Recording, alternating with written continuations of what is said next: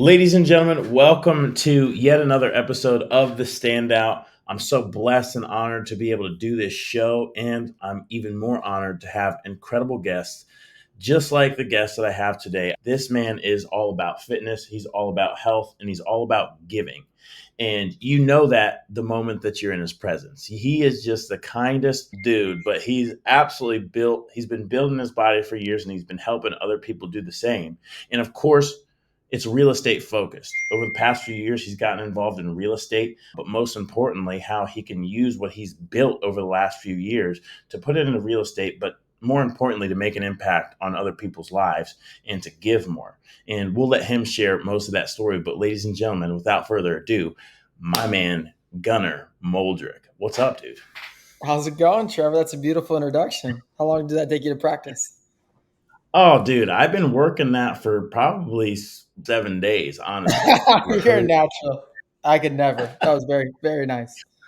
We were supposed to get this last week, and my computer absolutely was horrified at the chance of streaming this video, but went out, got a new computer. We're all set and ready to go. And man, like I said in the introduction, you're all about health and fitness. And I want to dive right in. Talk to us about your business first, and then we'll dive into what the health aspect, how it amplifies all that. Yeah, So so I have a health and wellness company in Charleston, South Carolina. Started out super small, just a regular trainer, training one client per hour. Then I got a couple mentors, and before I knew it, I was training two an hour, doubled my money. Before I knew it, fast forward another 6 months, I was training three in 1 hour. So I tripled my money. Fast forward all the way to now, about 5 years later, I built my own studio, built it actually at my home location, just a detached building. So I have like a 10-foot commute. I train six clients an hour, still for the exact same price I was training one about 5 years ago.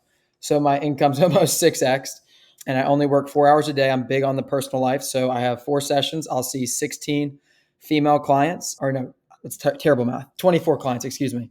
By the time it's 11 a.m. So by 11 a.m., I am completely done with my fitness, health, and wellness business. It's more of a hobby now. And then I'll spend my afternoons more doing charity work, personal, whatever I want to do. And then I just started diving into the real estate world. So probably about 2 or 3 days a week, I do real estate type stuff. And then one day a week, I'm always doing a mentor meeting, coffee, lunch, something just with somebody that I highly respect, and then just ask them 1,000 questions. that's really So key. that's kind of like And the main business. I have a little online business. There's a couple little celebs I'll train from time to time, one being Madison LaCroix. So I have a little like e-commerce business. I call it mailbox money. I don't love online just because I feel like you can't get like a really good interaction. You can kind of keep someone accountable, but it's really tough. The person actually just has to want it. You can't make them want it. Versus in person, I can kind of bully people, or like I can incentivize it. Like it can get easier if you start putting some work in. So I'm not big in the online whole like e-commerce world, but I do have programs. I call it mailbox money. I'll sell a big chunk of those from time to time whenever I have little influencers or some famous type people that I'm training, but it's not like my passion. I don't love it. I just keep it there. So that's Gunnar Made in essence. I started a little men's mastermind group. So basically I was training all the moms, and I decided like the husbands are really where I wanted to like get to know and like understand kind of like the real estate or whatever business they own. So I created a special men's group. It's very selective. I only have, I think, 12 people in it, and I have like 40 clients. So like not everyone got into the group, and some people still want to get in. And basically that is like my board of advisors. I charge them a very small membership fee just for a commitment purpose. And then it's strictly like where I ask all my questions. Any concern I have, I can ask it on a Tuesday or Thursday, and it pretty much clears me up for the rest of the week. And that's probably been the coolest thing that I've created, is that men's group. And I would say like most of the people are like 40s, some are in the 30s, and it's just pretty cool. I think they enjoy like the younger age, the energy, and at the same time, there's a lot of like-minded individuals, so that just appreciate like me putting together like the whole little group. And then to go off Gunner Made, I always do like community events. I started doing a ton of charity this year. I talked to you briefly before. I never realized people always told me to give in like to charity. And I was like, I don't know, like I don't really make that much, or I don't think I have enough. And dude, I started January 1st promoting it, like all different types of charities, giving at least one day of my time a week, and then 1 hour of whatever my paycheck is for that hour, just 100% back. And I've had more deals and more business opportunities present myself than ever before in the past 6 weeks. That's been really cool to see. I love charity. It's super cool to kind of see the whole effect of it all. And besides that, just from being a legacy with you and the whole mastermind world, about twice a year, I'll put on a really cool mastermind. Again, I'll just pick out certain individuals, typically all people local to Charleston, South Carolina. And then it probably wasn't until my second one ever, which would have been July of last year, I didn't realize how easy it was to raise capital. Tons of people have always wanted to invest in my business for gyms. Gyms don't really make money. They're good write-offs. As a trainer, you can make really good money, but when you start really trying to scale it, you have to have something very special, and everything's kind of fad based in fitness. So everyone's off to the next F45 or what's new. So you got like 3 good years typically, I would say, in fitness, unless you stick to like a little bit different foundations. Anyways, point being, raise some capital for a company called High Rise. Fast forward to a little bit later, mutual friend of ours, Kelly Garrett. I met her at Tim's Mastermind. I was just fascinated by her. Just loved her energy, loved her vibe. So I started training Kelly. I was like, Kelly, you don't owe me a dime. Come start training. And before you know it, like our relationship's grown to be pretty spectacular. She actually helped me like create all the promissory notes, do all the due diligence, and create my own set of documents. So now I can raise capital without ever giving away the source. So like instead of connecting you directly to the person, you give me the money. Hopefully you trust me, like the promissory note. So it's been really cool to like actually raise capital without giving away my connections. Dude, there's a lot that you got going on, man. What I wanted to highlight about that is you're 25 years old. Look at the wisdom that you're implementing in your life by surrounding yourself with people who have 10, 15 years your senior. But not just anybody. You're very selective about the people that you allow into your circle. What got you thinking that way? How did you get into wanting to surround yourself with this type of high level individual? So I will say, like, it took me a long time to realize what my superpowers are. I used to just think I got lucky. I am still very lucky, very blessed. But like the biggest thing is I'm a connector. And I just get that from being in the fitness world, just motivating, keeping people accountable. So connector is probably my biggest superpower. And then to go with that is like motivation and delegation. Those are like the 3 things that have got me to where I'm at. And then I always used to like say this little cliche saying, if I ever wanted to learn something, I would never read a cookbook. I would just go directly to the chef and like pay that chef whatever amount of money he wanted to learn that day how to cook XYZ. And that's the motto I live by. I don't care what a mentor costs. If there's something I want to learn, and instead of spending a month or whatever it is, I will just go pay the best resource I can find and hopefully learn it that week or that day. I feel like if you're just genuine and you're personable and you just are respectful, a lot of these people won't even charge you half the time because they just find it's cool that you're actually going out of your way to like learn that at such a young age. So I think being young has actually helped me a lot in that aspect.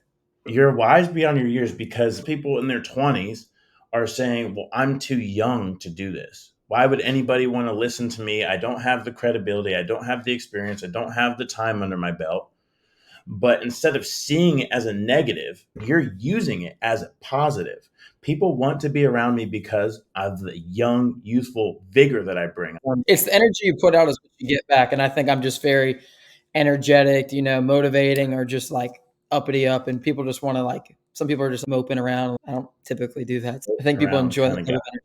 Everyone has their days, but yeah, most days are very blessed and very fortunate. And so when you first got started, what was it that got you into the fitness industry? And what did your first client, what was that experience like?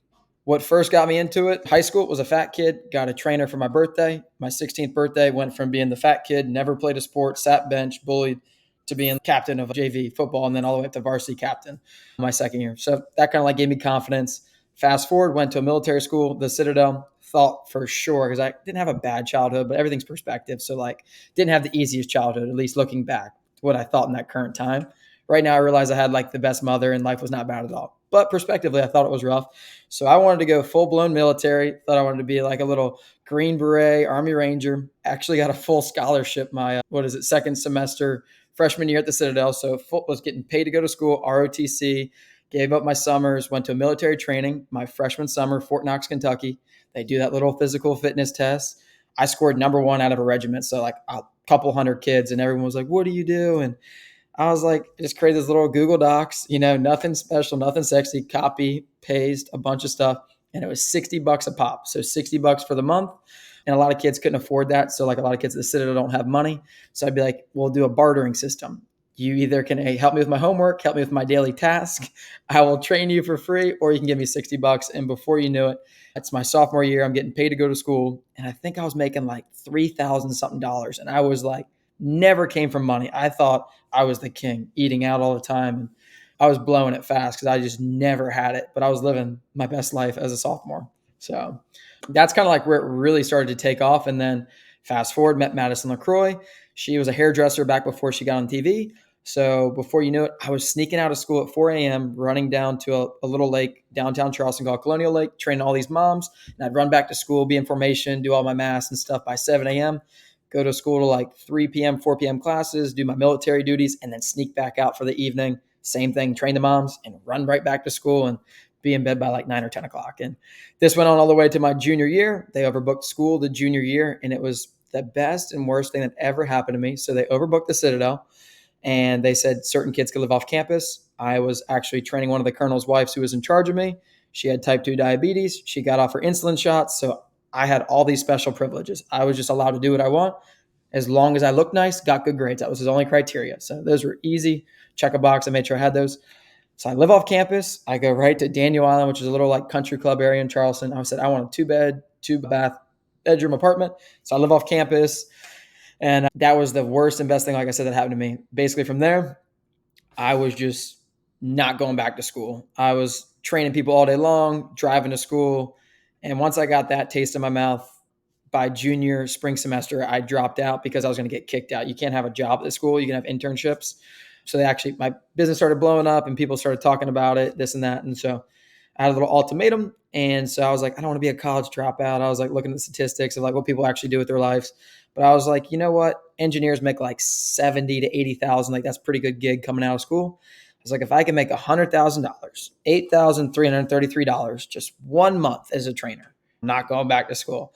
And I hit it like I think 3 hours late. It was April 15th. My birthday is April 14th. I hit it like 2 a.m. and I sold one of my little $60 online programs that threw me over the edge. And I hit that number and I was no looking back. And here we are.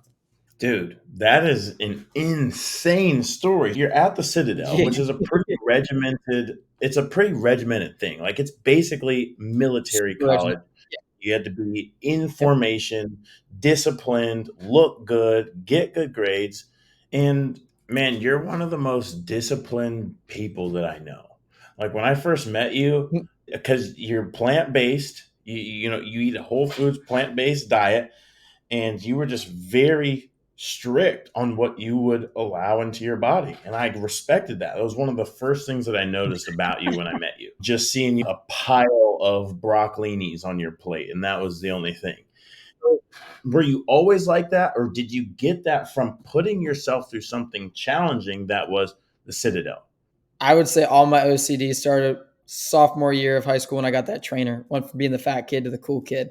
And what Mhm. confidence or whatever it gave me, I'd never lost. And I just kept adding to that pillar, just seeing what fitness could do as far as my social life, my success in high school, my football, just everything. My whole mindset shifted. And I was so extreme with what I ate through high school. I was a kid that packed lunch. Like always, everything was packed. The health component is really what changed your life. It was you went from fat kid to fit kid. 100%. Yep. And how has health continued to transform your life and your business? Fast forward to like the networks that we're in, the summits, the masterminds, all entrepreneurs, everybody typically loses their health first. It's like the biggest thing people come back to. So like for me, building my whole business, like obviously happy wife, happy life. And that's like the whole motto. I would say like I would always capture the wives. And now like thinking about it, it's been brilliant because once you have the wife, the husbands are like kind of intrigued, like, what is this? Who's this Gunnar you talk about? What machine is that? Like, it's funny what people like saying Gunnar, like, what is machine is that? For all the men, they all typically need help with their health, like blood work, high cholesterol, overstressed, high cortisol, like just these fundamental things. And it's a great way just to me to open the door. And then before you know it, you help somebody and it's not even that hard. Like I think people overcomplicate health and wellness to an extreme. Like it is so simple, like the main things that work. And everyone's always about this sexy diet, this fad, whatever's going around on social media. But once you help somebody, especially I think with like their body, their health, with their blood work, like something changes in them and they're just so giving in return. Like they feel so grateful for something so small that really probably wasn't that hard, but you just gave them that little nudge. So it's been pretty extreme how fast it's all worked around. And man, what you're talking about highlights the importance of finding your unique ability. Because when you find your craft and you hone in on it, you are disciplined, you're devoted, you devote your time to developing this craft, it opens up infinite amount of doors of opportunity because your unique ability, your access health side of things, you cannot pour from an empty cup. So if you are not taking care of what you put into your body and how you exercise your body, you're basically running out of steam slowly. But what you've done is you've taken your unique ability and you're bringing it into places where people need it. And then in return, you're gaining placement and access to their unique abilities, the doors that they've already opened. You get a seat at their table, and a tide that rises raises all ships. And you are a catalyst to that. It's pretty amazing. It's all working out. And like, I literally have a mentor for everything. I would say the one thing too with training, most trainers don't get mentors. Most people don't even know what a mentor is or go to masterminds. Dude, I went to like Austin, Texas, all different types of places, just way far away from Charleston, South Carolina, to learn all these little techniques. My business, as far as Gunnar made, is so streamlined. I could do it with my eyes closed. My gym is set up to complete systems. I could put you in there right now and you could train my clients effectively. Everything's on a timer. Everything's got little whiteboards. Everyone's got scorecards. It's literally so streamlined. Dude, So, and let's talk about some of those health basics. One of the things yep. you mentioned is how people overcomplicate health. And it's something that's Yep. running rampant. I have a lot of the young men in my church who ask questions about, hey, should I be doing this? Hey, should I be doing that? And a lot of times they're getting these things from social media, where the social media guru comes on the screen and says, stop eating fruit, stop eating vegetables, they're killing you. And it's all this clickbait, controversy, BS. And then they're so confused on what they should be doing, they're not making any progress because they don't know what to do. So dude, from an expert, somebody who's living it out, someone who trains high level individuals, let's start breaking down let's start with a food perspective. Like from a health food perspective, what are some of the most simple things that we can do? And the reason that we're talking about this is because it will elevate your business.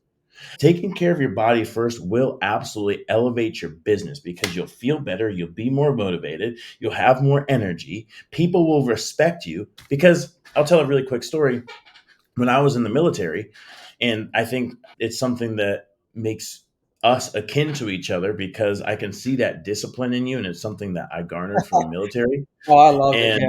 And I went to apply for the Joint Special Operations Command. And this is, the most elite military organization in the world. Like this is where SEAL Team 6, this is your Delta Force, this is your CIA, this is the tip of the spear. When I was going through my interview process, they said, if you get hired here, you cannot show up looking like a bag of donuts because people will not respect you. And you got to be tight. You got to be fit. You got to look the part because it carries on people's biases. We all have them.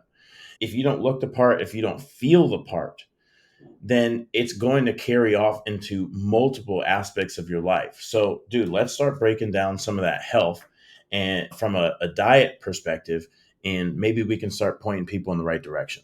Yeah. To simplify it, you need a health coach. It does not have to be an actual person. My favorite, just simple thing you can implement that's, I think, 29 bucks a month, maybe 19.99 bucks a month, is this little thing right here, the Whoop.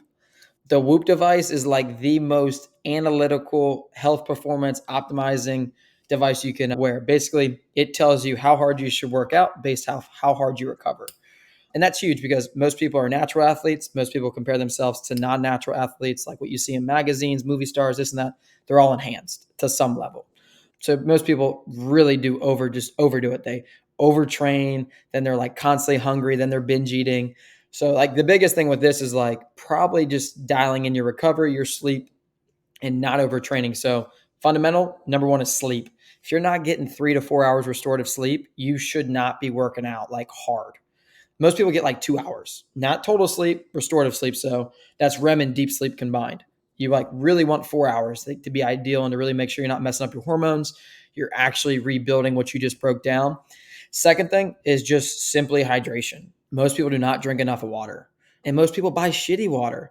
It's just like, it's the same context to an extent. Like people put cheap gas in their vehicle and put premium gas in a vehicle. It is the same with water.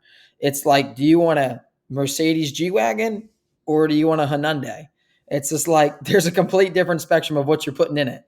So it's just like, it sucks to go buy the $7 water, but at the same time, I promise you, it is far better for you than all the microplastics and just how like polluted or just how all the trace minerals are out of the cheap stuff. So sleep, hydration, then nutrition, dude. People overcomplicate the shit out of this. All diets work, and like you could say keto, you could say vegan, you could say paleo. What do all of them have in common? They all just take things out of your diet. So like you're just simplifying your diet. So really the best diet that I think I could just tell anybody is a whole foods diet. I don't give a shit if it's all meat, all vegetables, as long as you eat enough calories and you eat like a wide range of foods. I say eat like the rainbow. Just try to eat different colors every day.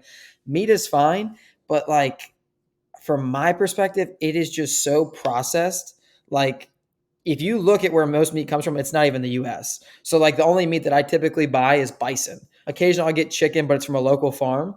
But again, majority of my diet is fruits, vegetables, beans, legumes, the rainbow. Most people can't tolerate that because they haven't ever done it. So they don't have a strong gut microbiome to break down the fibers. So they get bloated, they have bad gas cramps, and they're like, F this. I don't want to do this diet anymore.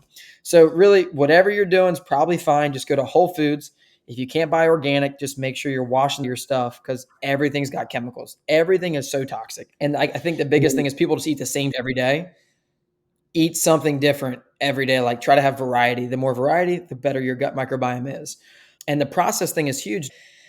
I can get in debates with people all the time. Like everyone says, should I use oil? Should I not use oil? It's just like, if you want avocado oil, just eat the avocado. Like it is processed in a way. And honestly, most olive oils, avocado oils, they're so processed. They're not coming from Italy. They're not like the cream of the crop. You're not spending $40 on olive oils. For most people, that's a waste of money. Most people don't have $40 just to spend on oil. So eat the fruits, vegetables, and whatever lean proteins you can. The biggest thing too with just sourcing, just go to local farms. Stop going to your grocery stores. The more you can just find local stuff, like you're just knocking out the middleman. And if you don't have good farms, there's always tons of like little good sites online you can find and stuff. But I typically just try and find local. That way I can actually lay my eyes on it. The bison I eat comes from Colorado. But like I go to Whole Foods, if you look at where a lot of that steak comes from, it is not the US. Like it might say USDA approved. Right, which means they're getting it from another country, which means they either need to freeze it or it's been sitting out for an extended period of time. And by the time it gets to your mouth, who knows how long it's been since it was actually butchered. Yeah. So yeah, like it's a big thing to all that. Like I said, so just less is more. Whole foods, no oils. Just eat whole foods. If you can't eat in a raw form or just like lightly cook it and you can't eat it, nah. Nothing Then it's pre-made, not nothing pre-bought. That's where people get confused because everything says it's healthy or low calorie or fat free. It's just 100%. chemicals. It's So designed, it's an extreme position, what we're talking about, but I'd rather go overboard than get thrown overboard. And we do the yeah. same thing in that Yeah. house. I think a big thing though too is like I said, cutting out the processed stuff. I don't do really hardly any oils unless I go out to eat. And then meat, I just source it and I don't eat it a ton. Like I would say it's typically just at dinner. And then sometimes I'll be like leftover for lunch. Tons of different fruits, tons of seeds, tons of legumes, ton of beans. Beans is like fiber is something that all Americans underestimate and don't touch. If you don't get 50 grams of fiber and it's not that hard, you're probably not having regular bowel movements. Your gut's jacked up and you wonder why you get this thing called leaky gut or all these crazy autoimmune. It's because people overdo it. They overtrain, undersleep, and put all these chemicals in their body and somehow think they're doing it right. And just less is more. Sleep more, work out less than ever, and just eat whole foods and you will feel incredible. And just go for a walk and get sunshine. That's a big thing. So back to the whoop, like as far as training, dude, most athletes, like natural athletes that are just normal people that aren't like specimens or anything that are professional athletes, 3 to 4 times a week is plenty.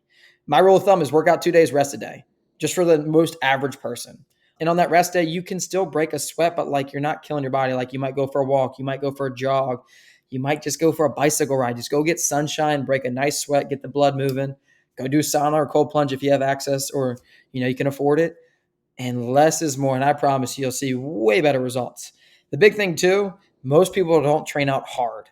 Most people don't like breaking that mental barrier. And I think that's the one thing, me personally working out hard, that I'm very good with getting my clients to push that extra 30 or 40%. Because about 40% left, people are like, I can't do it. And I'm like, you're full of shit. And that's where like wearing wearable technology is pretty cool. So like when I do cardio, I can watch their heart rates in real time. And then as far as like the weight training and stuff, I've done it enough to actually know what limits to push people to safely. Two things. So less is more. And this isn't Yeah. just with diet. This is in business. We all want to, make more sales, go make more sales, but really we have all these unnecessary expenses. If we just trimmed some of the fat, we could have the same amount of effort being put out, but keeping 20, 30, 40% more because we're not diving in on the vulnerabilities. Less is more. We don't need to add protein bars and protein powders and all these other things Yeah. into our. It's all chemicals and people are just making a ton of money. Like some of like the top things that drives me insane in the fitness world is all these trainers have their own protein powder and supplements. And I'm like, it's all just white labeled from the same shitty place overseas. And they're making boatload of money on people. Yeah, they have their time and place, but most people don't just dial in the fundamentals, which is like the nutrition, the sleep, the basics, man. Everyone wants a shortcut. But then too, like an entrepreneurial, like, busy business person life, like no one has time to work out 6, 7 days a week. And if you do, you're definitely neglecting like your personal time, your family time, your development on the business, and actually spending time working on the business. So there's a healthy boundary with all that too. Like most of my workouts now, I set a timer. I knock out as much as I can in 45 minutes. When you start going to an hour or more, you're just overdoing it. So the Right. timing thing is probably the best thing I can tell anybody with anything in life. Just start timing yourself because like when my timer goes off, I walk out, even if I don't finish my workout, because that's on me for talking to Joe Smo or just being lazy. Right. And that's that. So I'm on day 60 or 61 of 75 hard, and you got to do two 45-minute workouts, right? And I do the same thing. You can get in there if you're focused, get in there, do everything you need to do in 45 minutes. I mean, I'm not sure if you've seen that video of Ronnie Coleman. The guys ask, Ronnie Coleman's like one of the most famous bodybuilders in the world. He's just a massive black dude. And he was getting interviewed by somebody. He said, hey, how long do you train in the gym? He's like, 45 minutes. 45 minutes. That's all you need. And it's like, it's this guy, Just like that. right? We see a lot of these people going to the gym 90 minutes, 2 hours, and it's unnecessary. Less is more because what you just mentioned, people aren't willing to work that hard when they go. People aren't willing to push themselves or have someone else push them beyond their limits. So sadly, you weren't at this most recent legacy event, but for my introduction, I wanted to do an exercise where when we bring the speakers on stage, I want people to explode out of their chairs and just be like, this guy's about to change my life. Why? Because when they walk on stage and they get that reaction from the crowd, how much better are they going to present? And how much more is the audience going to receive now that they've got their body involved? They're emotionally invested in what's about to be presented. In order to test this, I brought up a volunteer from the audience. And I said, okay, when I bring up this speaker, I want you to give him a 1 out of 10. I want it to be pathetic, almost like you're disgusted that this person's even here to talk to you right now. So I said, okay, welcome to the stage, Brian Thomas. And people were just like, oh, God, I can't stand this, right? And I asked him how it felt. He's like, no, that's not good. That's bad. I don't even want to be here anymore. So we sent him off stage. I said, okay, I want you to pour it all out. Who's willing to play full out? Raise your hand if you're willing to play full out. And I get the hands across the room. People are saying, yes, I'm ready to play full out. Bring Brian back on stage. Boom. Room explodes. Of course, from his perspective, this feels amazing. It feels so good to be welcomed like that. So I sent him off the stage. And the reason I'm telling this story is because not everybody got up out of their chair. Not everybody yelled. You're not even willing to pour it all out when you've already committed that you will. So how often in life are we going through saying, I'm doing the best I can? I'm doing the most that I possibly have. I'm too tired. I'm too this. I'm too that. Using every excuse in the book, knowing that we got 50% left in the tank. And you know that better than anybody else because you train people and you can see when they actually are pushing themselves because you can push them past that 60, 70% point. How critical is it for us to go all out in our diet, in our relationships, in our business, focusing on less is more? Because what's really unique about your business is you don't have 100 clients that you're training at any given moment. You don't have 200 clients. 42 female clients right now and 12 male clients. So you got 60 clients roughly. And that's it. And you've built a business focusing on less is more, getting the most out of that circle of people. And I think that that's one of the things that the world people is that they need to go get more in order to have more. You're living proof that that's not necessary. Yeah. Most of my clients are busy, though. Either they're moms, business people, so they don't have time to be doing all this. And most people overdo it or just burn out their bodies. So that's why I really help them. But like every business person should have P&Ls. Most people don't do their P&Ls or don't watch their P&Ls. It's the same as like the data for their body. So like for fitness, that would be tracking your macros, understanding what a calorie, protein, carb, fat is. Most people are like, what? And then like the second thing is like actually getting data on your sleep, which would be the Whoop watch. It checks your recovery. So like you can see how hydrated you are, what's stressing out your central nervous system. And then it can tell you how hard you work out based off your strain. So like, again, it's like if you don't do your P&Ls, you're probably not going to go very far in business. Same with your body. If you don't track your macros for a little bit to understand the principles, and then same with like actually having a coach or some type of wearable technology to guide you through the whole process. And for those listening, if you're taking care of this, how much clearer are you going to be when you're negotiating with sellers, when you're closing on deals, when you're pushing, another late night, another early morning, but you got 3 to 4 hours of deep rest. But on the flip side, if you're not doing that, when you come home and the first thing you do is put trash into your mouth and sit on the couch and grab a beer to unwind, that's step one to not lasting longer than anybody else. That's step one to somebody's outworking you now. Somebody's outworking you, outdriving you because when we come home and we're undisciplined with what goes into our body, it affects everything. And I know, Gunnar, that you had mentioned that yes, health is the doorway into all these other opportunities. And it seems like you've got a number of other opportunities. I know you mentioned the real estate. Talk to us about the syndications that you've done over the last years and what raising private money has opened your perspective in the world of business. Yeah, but just to back up real quick, everyone wants to look good naked. And if they don't, they're full of shit. So that is my gateway to go talk to anybody. All right. So if they don't look good naked or I think they want to, that's like my opening starter conversation. So you That's help good. somebody do that, you're grateful for life. So that's how I really get that relationship locked in. So the whole real estate journey started probably 3 years ago. I was 22. Caleb Pearson was my biggest mentor. He's a local real estate entrepreneur here in Charleston. I always used to save money. I used to be cheap in a bad way. Like I would just never spend money. If it was green cash, I would never touch it. I would just save it. I would always put everything on a card and pay out of my checking account. But if I ever got cash, it would just go into hiding. Fast forward 3 years ago, I bought my first house, all cash. I thought it was like allowed. It's not allowed. Didn't know that. So I learned a hard lesson there at closing. I had to like go deposit it all and like actually delay closing.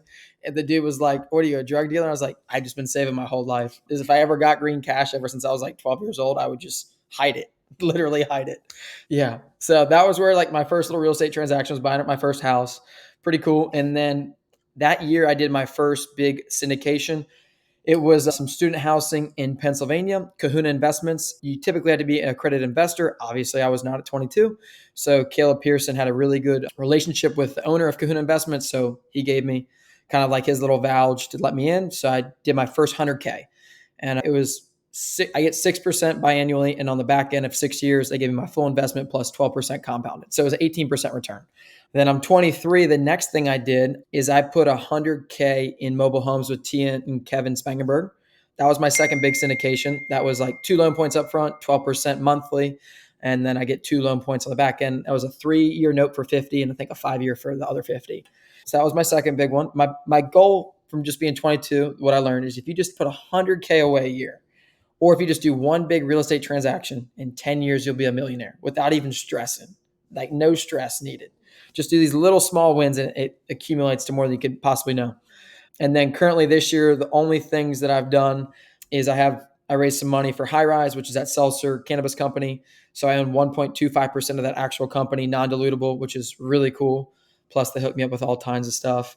And then I did my first fix and flip this year just to get my feet wet. Biggest thing with all of this though is I was afraid for all of it. None of it. Everybody's afraid of everything. You just got to do it. Worst case is you fail and you start back over. And I think that's the biggest thing. The way I can relate is like fitness for me, I guess, is like, okay, you go to max out, you fail. Okay, cool. Now you have something to practice towards, or you have something to get better towards. Another big scary one when I was younger was like, man, I think that girl's cute. Maybe I should ask her on a date. Worst thing she's going to say is no. It's not going to really hurt my feelings. It would a little bit, but life goes on, There's more fish in the sea. So I think really just getting your feet wet, just jumping all in, you'll learn so much. And I think from being younger, most people look down on people that are younger. It can help you in a lot of ways with like people like, oh, he's motivating, he's doing well. But when you really start raising capital or you're starting to do these big boy things in real estate, people are like, he's doesn't have the experience. And so the biggest thing I've learned there is partner up with someone that's super credible and just follow their tail. Like just literally latch onto them and listen to everything they say and bring them in on all your deals. So that way they have somebody like, if you're like I just raised $740,000 literally the past 3 weeks for a deal. I brought in Kelly Garrett. Kelly Garrett was like my right-hand partner. She gave me all the contracts. If people are not vulnerable, if you're genuine and just super vulnerable and tell people exactly where you're at, you like if you just ask somebody for help, you just take down all the barriers. So like when I called these people, I think I called the first 2 people I called, they gave me the money. The first things that came out of my mouth, I was like, would you mind helping me with something? And they were like, sure, Gunnar, what's up? And then I'd go in this whole story about this type of real estate deal I'm raising money for and how Kelly's kind of walking me through all the documents and processes. And I was just honest with them. I told them how I'd always give out connections and how by the second time that deal came around, I was getting cut out of the deals.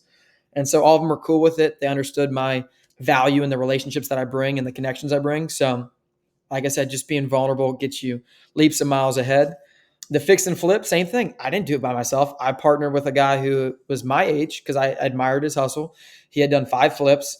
And I was like, let me help with the money. I'll do all the Excel spreadsheets. I literally went to all these mentors. I have like a really cool Excel spreadsheet that probably someone paid a lot of money for, breaks down everything like to like layman's terms. Like you literally just have to know how to plug in numbers. And it was pretty accurate, like to the T of like what the numbers came out for on my current flip that sold. But same thing.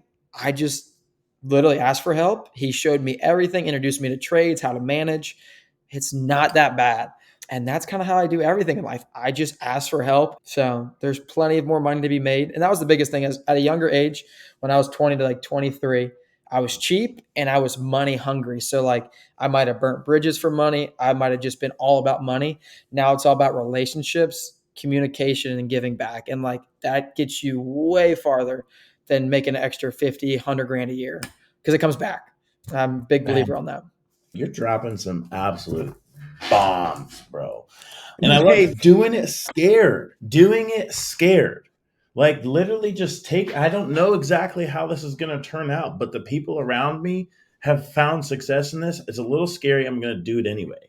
It's courage because courage isn't being fearless. Courage is having fear, but moving forward despite it. And as a business owner, as an entrepreneur, as someone who is seeking a better life, we have to do it scared. It's a calculated risk. I'm not saying go out there and just do something stupid because you think throw something and hope it sticks. No, it's calculated risk. You had been watching people because the second point, you were asking for help. I'm asking for help. Hey, I don't know how to do this. And I'm okay to be vulnerable and I'm okay to admit that I don't know and I might look stupid if I do it on my own. Can you help me? And so that you have that placement and access. And then the third point is an open book because Dude, if we go out there and try to fake it till we make it, people are going to see right through that. They're going to hear it in us stuttering. They're going to hear it or see it in how we present ourselves. Faking it till we make it does not work. It might work for a short while, but in the long, dude, you're going to be exposed big time. So literally, I love what you said, man. Hey, I brought Kelly Garrett on. This is my whole thing. I'm just going to be as transparent as possible. People are going to trust that. I trust you because I don't think that you're hiding anything. You're showing me where you're vulnerable. And then if they have further questions or you don't know, you already have a person, a mentor to plug into. And it seems like this overarching theme of what you've been presenting today, throughout your life, you have found mentors. Yeah. And I think the big thing in business, as far as anything, under promise, over deliver. So, like, that is something I've gotten very careful about what I say. And so, just literally, if you could always just under promise somebody, like just the bare minimum, and then always over deliver with whatever it may be, returns, whatever you promise them, whether it's the physical aspect or whatever, dude. And then then you have a lifer, a lifelong client or lifelong relationship. And in developing these relationships, because this is a big thing, and you talking about being a connector, you live it out. And relationships shouldn't just be transactional. Hey, I'm just in this so I can get something out of you. I'm just in this so I can make a little bit of scratch here or get access to the rooms that you have access to. No, you're legit wanting to do life with other people. And when you surround yourself with good people, when you're open and transparent, when you are vulnerable, you ask for help and you do it scared, the people that you're going to find yourself around are going to want to give back all their experience because you're just being real and genuine. You're not just No, in it it's to good. get something. It sounds crazy to say, but like I've been so fortunate with my business to get to a point where I have a wait list for Gunnar Made. So like I'm actually to a point where I can pick and choose the females I train. And then same with the males, like I can pick and choose who gets into this little entrepreneurship group. So it's like fantasy football for me. So like I'm not looking necessarily for the most successful people. I'm looking for just the most well-rounded individuals that I respect. Like they're good with their families. They do well in business. They're genuine. They won't lie. Like just good people. My wife is 33. I'm only 25. Everyone we hang out with is at least around 40 or older, like 37, 38, 40 plus. So like we hang around nobody our age. Whenever you're crushing it in life, it's always good to bring up other people. But most of the time, most people don't want to put in the work. So that's like the one big issue. I've tried to help so many people in the fitness world or just business 101. 9 times out of 10, nobody wants it.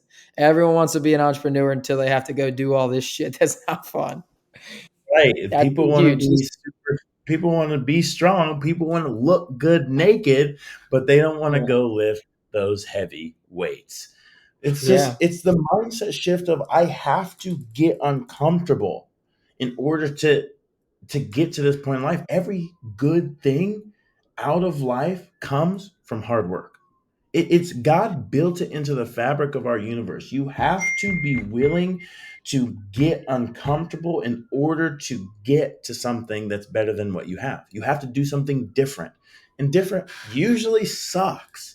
It's usually hard and you have to stick with it and be disciplined. But when you do, there's no limitations in life. No. A couple big things though, like I would say that also I've been very fortunate for my life. Q, my wife, she does branding, marketing, all that social media stuff. Q, his wife is absolutely amazing. Just one of the coolest people I've ever met. First of all, her name's Q, so she already sounds really cool. And then you actually get to meet her, and she is honestly a beast on the media side of the house, on the marketing side of the house. And man, if you have any marketing needs, this is somebody that you'd want to get hooked up with. So basically, like to back up a little bit, she owns Legacy Digital now. She built Gunnar Made. Gunnar Made, I was just, a hungry kid who didn't come from much money, single mom, little chip on my shoulder. Went to military school, thought I was gonna go special forces, end up getting lucky with a few connections, making some money, training the moms. She built the community. Doesn't matter what business it is, if you don't have a community, it won't last. Most of my clients been with me 4 or 5 years. So like through all my ups and downs, I literally have had so many ups and downs figuring out business, doing all these types of changes, all these price increases. Like I told you, I used to train one person for $65 an hour. I now train 6 people for anywhere from $60 to $70 an hour, which is mind boggling to me per person. And like, Wow. she's helped me, justify that price increase, build the community, do the charity events, do the community events, give back. So community is huge for business, but marketing, that is, especially when you're young, especially when you're starting your business. If you don't have marketing, you are not going to get very far because no one's going to know about you and no one's going to believe half the shit you're saying. So like, I think for you, just starting your real estate business, like I think what you've been putting on social media, Trevor, is phenomenal. You're in the jobs, you're in the things, like you're doing the day-to-days, you got the videos, you're talking through it all, you're talking about your wins, your losses. The biggest thing that helped me from like a young 22-year-old to like now 25, so wise and old, is before and afters. And that applies to anything. You just got to have proof of concept. For me, it was making people look good naked.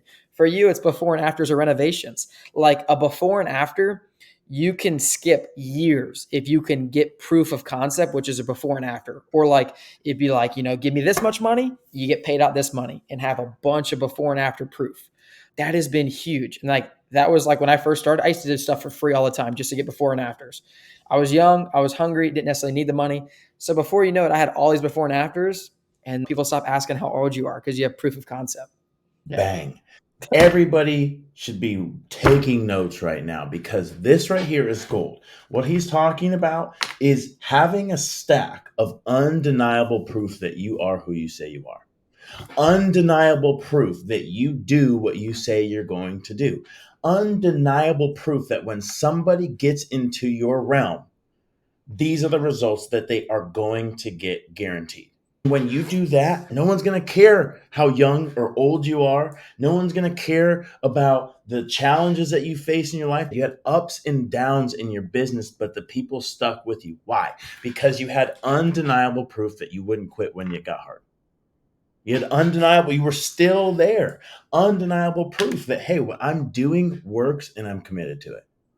And besides that, like you got to have a brand. And that is the thing I didn't realize for the longest time. Q, Legacy Digital helped me create the brand I am today and portray all the things I am. I was the creative one who decided to dress in all black. And everyone knows me like a sore thumb walking around Charleston. It'll be summertime and I'll be in a long sleeve, black hat, black pants. Partially just because now it's part of my identity. Like my whole closet's black. It's simple. I don't have to think about what I'm going to wear, what matches. I feel very good in my body in black. I feel like it's a very, like slimming color. It makes me look jacked, but it's just seamless. But I stand out like a sore thumb.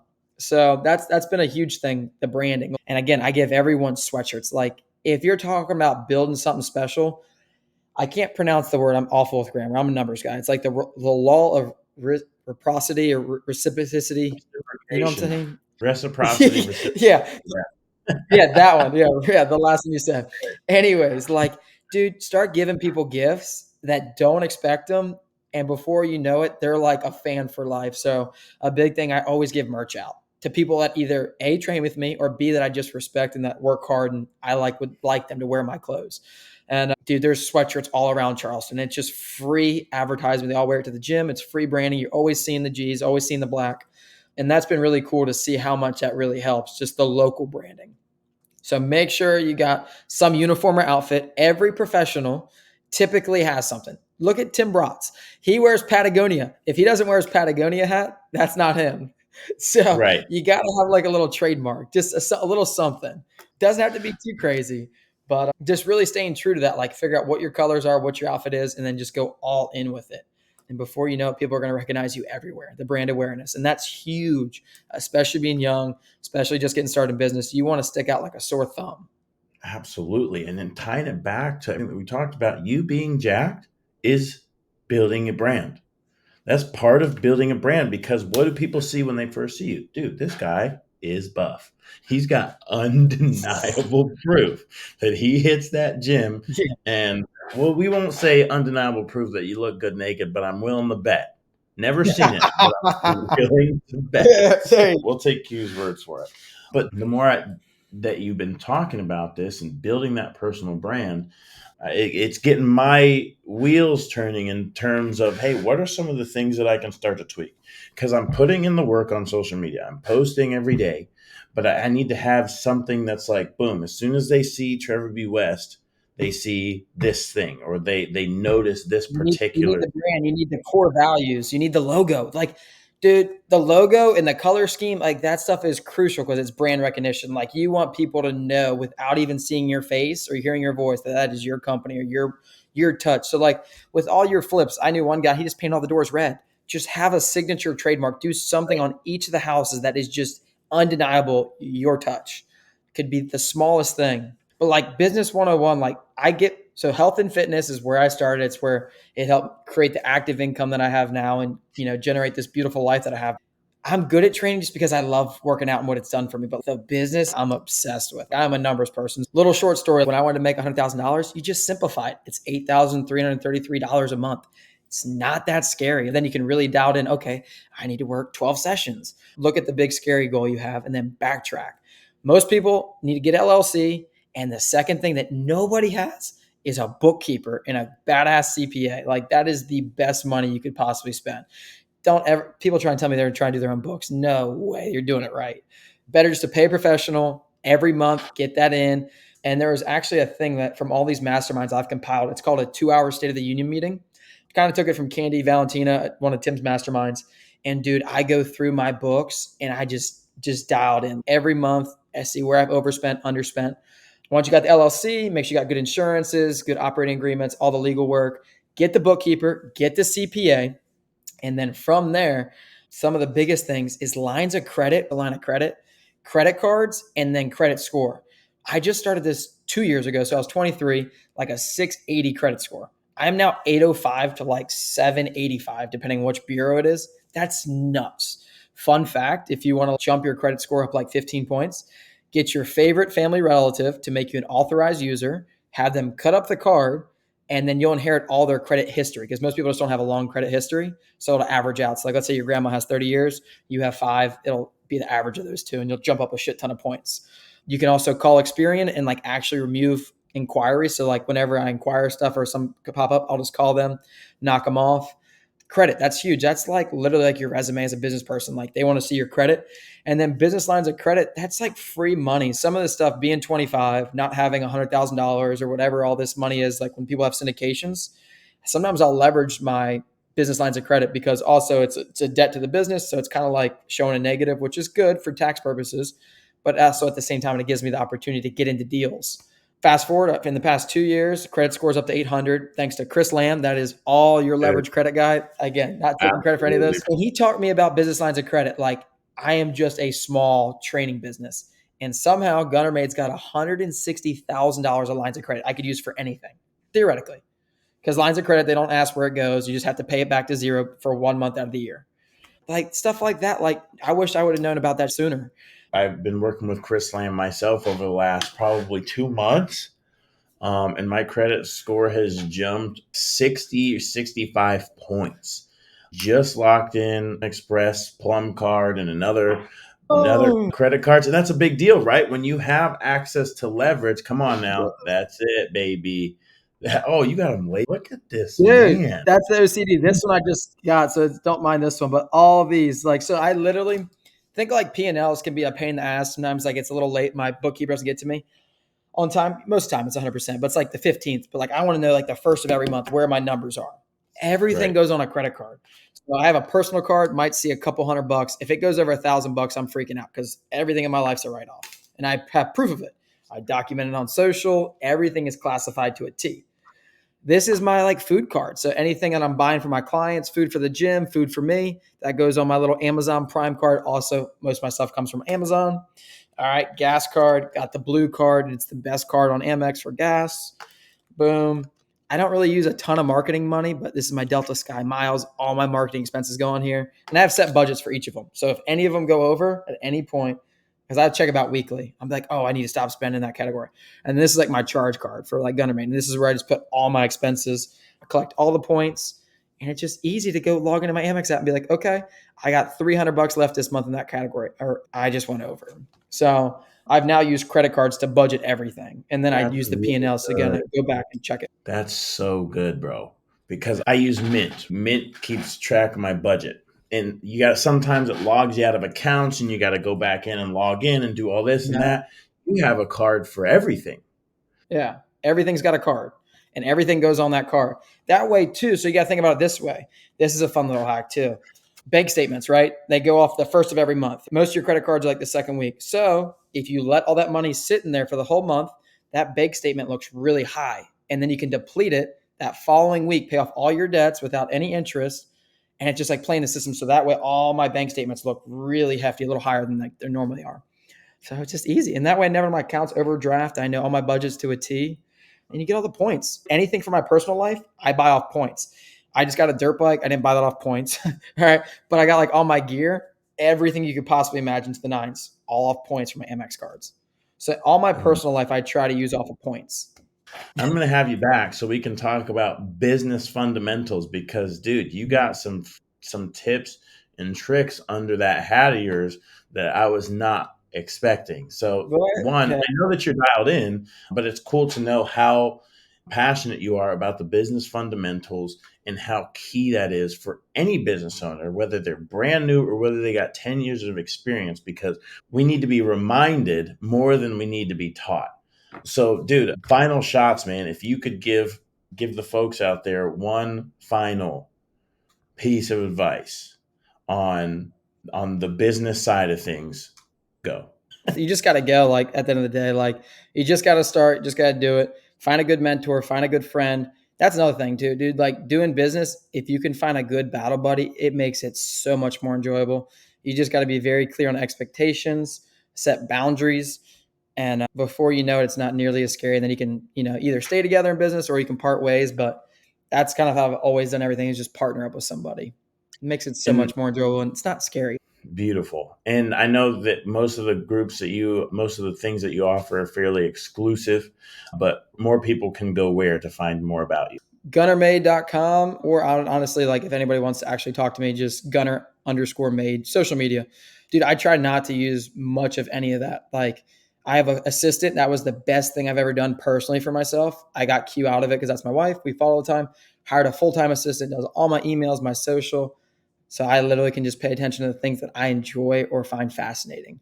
And it was scary spending the money, but you make it back and you buy back your time. And time is everything, dude. Life is so short, whether you're young or you're old. So just trying to make the most of the experiences and memories.